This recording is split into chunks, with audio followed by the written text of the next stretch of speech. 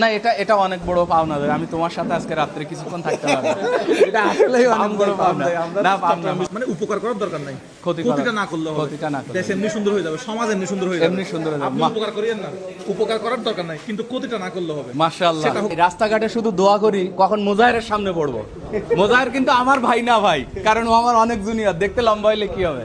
আজকে আপনার সামনে পড়ছি ভাই, আমার টাকা দিতে হবে। আপনি করে কথা বলার তো দরকার নাই, তুমি করে কথা বললে তাহলে আরো। আচ্ছা মানে আচ্ছা ঠিক আছে।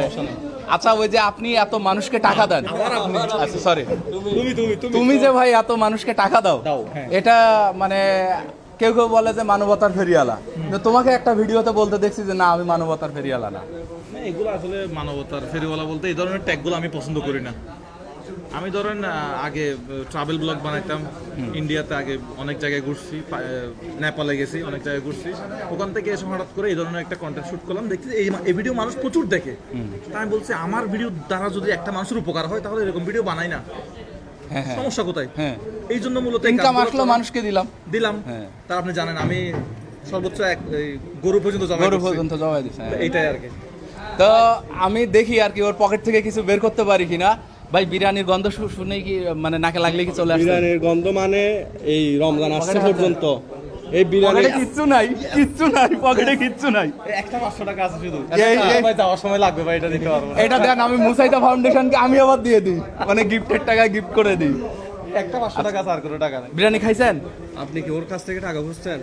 দেয় না, ওর তো টাকা ব্যাংকে, একই এখন পকেটে টাকা রাখে। কালকে অ্যাকাউন্ট দিব, সামনে অ্যাকাউন্ট দিব, অ্যাকাউন্ট দিয়ে দিই। আমি একটা ঘর নির্মাণের জন্য বিকাশে নগদে টাকা নিচ্ছি। আগে তো হচ্ছে মানুষকে দিতাম, এখন নতুন করে আবার নেওয়া শুরু করছি, মানে ধান্দা আর একটু অন্যভাবে করার চেষ্টা করতেছি আর কি। না রিসেন্টলি বিকাশ নাম্বার দেওয়া শুরু করছি, যে টাকা তুলতেছি, আবার একটা কমিটি গঠন করে একটা পুরা বাড়ি নির্মাণ করতেছি।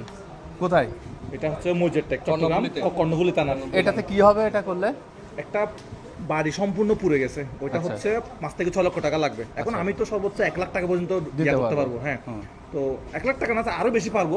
আচ্ছা, মোজাহেরের এই যে অ্যাকাউন্ট নাম্বার এবং মোবাইল নাম্বারটা এখানে দিয়ে দিচ্ছি, ডেফিনেটলি যে যা দেখতেছেন। মোজাহারের অ্যাকাউন্ট নাম্বার নাই, কার এটা কার? এটা দিলে মানুষ প্রতারিত হবে, ঝামেলা হবে। আচ্ছা ঠিক আছে, আচ্ছা এই অংশই কেটে দিব। না এই অংশই না, এই অংশ থাক, সমস্যা নাই, মানুষ জানতে পারলো সমস্যা নাই। কিন্তু এটা বলতেছে আগে টাকা মানুষকে দিতাম, এখন নেওয়া শুরু করছে, এটা বলতে। তাহলে নিবা কিভাবে?